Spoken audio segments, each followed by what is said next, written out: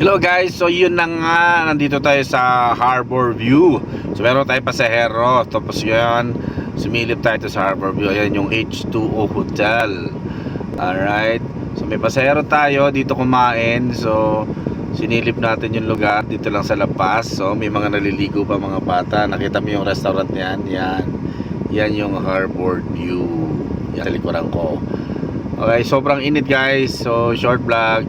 Gusto ko lang ipakita sa inyo yung lugar na to. Pag alam niyo yung Luneta Grandstand, sa likod lang o sa gilid lang makikita niyo yung Harbor View.